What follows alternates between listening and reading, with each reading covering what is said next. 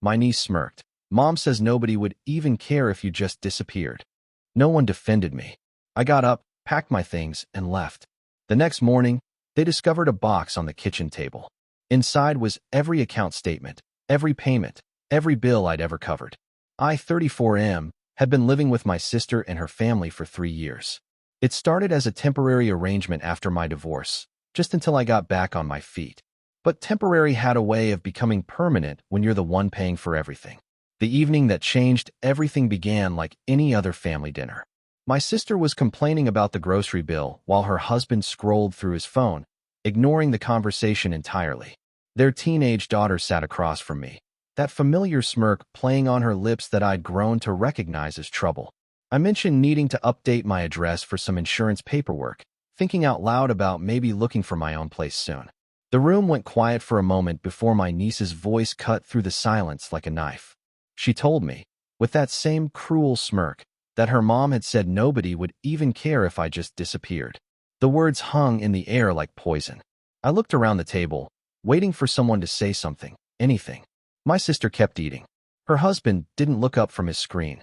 The silence stretched on, confirming what I'd suspected but never wanted to admit. I stood up without a word and walked to my room. My hands were shaking as I pulled out my old duffel bag and started throwing clothes into it. 3 years of being the family ATM. 3 years of covering their mortgage, utilities, groceries, car payments, and even their daughter's private school tuition. 3 years of telling myself they were grateful that family helped family. The house was quiet as I loaded my car. No one came to check on me. No one asked where I was going.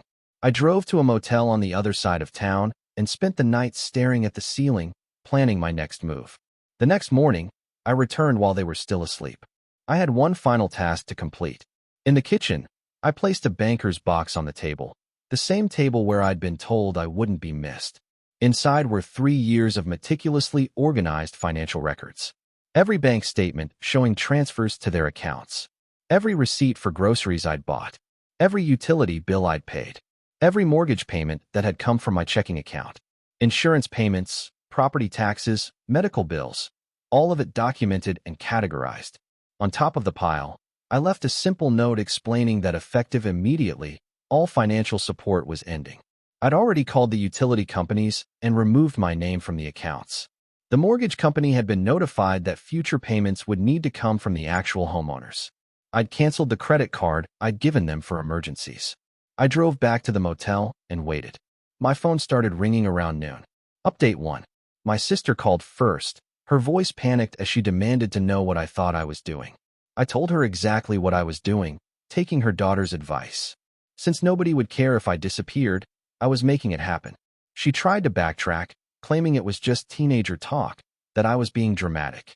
I reminded her that she'd sat there in silence while her daughter said it, never once defending me or telling her it was wrong. She started listing all the bills that were due, as if I didn't know, as if I hadn't been the one paying them for 3 years. I told her she'd figure it out. After all, they were adults who'd managed their finances before I came along. She hung up on me. Her husband called an hour later. He was more direct, asking what I wanted to come back. Money, he assumed. Some kind of payment plan. I told him I didn't want anything from them anymore. He couldn't seem to comprehend that someone would walk away from family without wanting something in return. My niece never called. The calls kept coming over the next few days. First pleading, then angry, then desperate. My sister tried every manipulation tactic in the book. She reminded me of how they'd helped me after my divorce, conveniently forgetting that their help consisted of letting me sleep on their couch while I rebuilt their emergency fund. She brought up family loyalty, blood being thicker than water, how disappointed our parents would be. I reminded her that our parents had been gone for 5 years, and in all that time, I'd never once heard her express concern for my well-being or happiness. Only my bank account. Update 2. 2 weeks later, the real consequences started hitting. My sister called crying about a foreclosure notice. Their credit cards were maxed out, she said, and they couldn't make the mortgage payment. She begged me to reconsider, promising things would be different. I asked her one simple question. Had she apologized to me for what her daughter said? Had she talked to her daughter about respect and gratitude? The silence on the other end told me everything I needed to know. Their internet got cut off first, then the cable. My sister posted dramatic messages on social media about family betrayal and unexpected hardships, carefully crafting herself as the victim. She never mentioned the 3 years of free financial support or the cruel words that ended it. Some relatives started reaching out, having heard her version of events. They wanted to know why I'd abandoned my family in their time of need. I started forwarding them photos of the bank statements from the box. The conversations got shorter after that.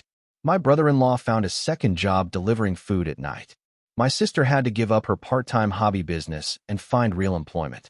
They listed their house for sale within a month, but the market was tough and they owed more than it was worth. I found an apartment across town and started rebuilding my life properly this time. No family members on my couch, no one else's bills in my name. For the first time in years, my paycheck stayed in my account.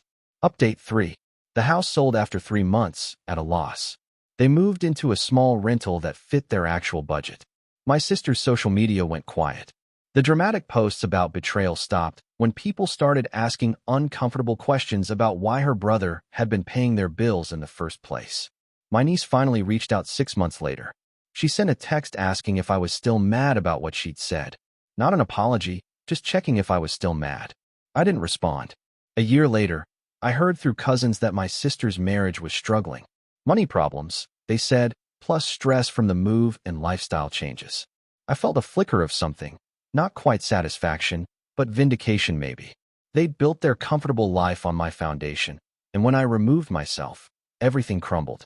My niece graduated high school and had to take out loans for community college instead of the private university she'd planned on.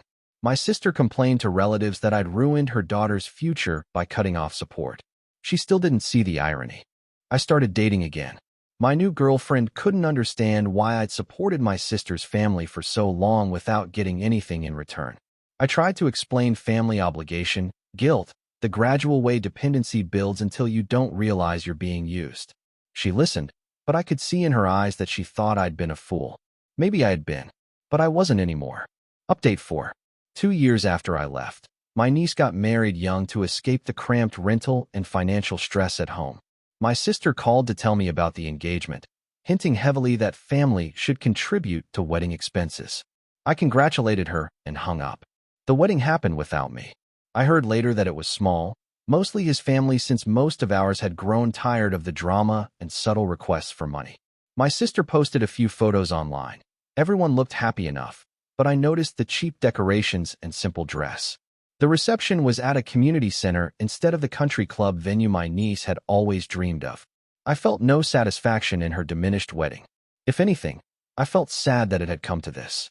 But I also knew that every dollar I might have contributed would have come with the same lack of appreciation and respect I'd received for 3 years. My sister tried one more time to rebuild our relationship on my birthday. She sent a card with a long letter inside, apologizing for not defending me that night, admitting she'd taken my help for granted. But even in her apology, she couldn't resist mentioning how hard things had been for them, how much they missed my presence in their lives. I could read between the lines. She missed my wallet, not me. I never responded to the letter. My brother-in-law's health started declining from the stress of working 2 jobs. They had to take on debt for medical expenses they couldn't afford. The relatives who'd initially criticized me for abandoning family quietly stopped bringing up the situation. Some even started reaching out to me directly, carefully maintaining relationships separate from my sister's family. 3 years later, I'd built a completely independent life. I had savings again, a decent apartment, and relationships based on mutual respect rather than financial dependency. I still thought about that night sometimes. The smirk on my niece's face, the silence that followed her cruel words, the moment I realized I'd been nothing more than a convenient ATM to people who claimed to love me. The box of financial records had been my final statement. Not revenge exactly, but accountability. For 3 years, I'd hidden the extent of my support from everyone, including myself. I'd let them maintain the illusion that they were managing their finances while I quietly covered their shortfalls. The box stripped away that illusion and forced everyone to confront the reality of the situation. My niece had been right about one thing. When I disappeared, their lives changed dramatically. They did care, just not about me. They cared about what I provided, what I enabled, what I made possible through my silence and generosity. but they never cared enough to defend me when it mattered. And that was the truth I'd finally accepted. I never looked back.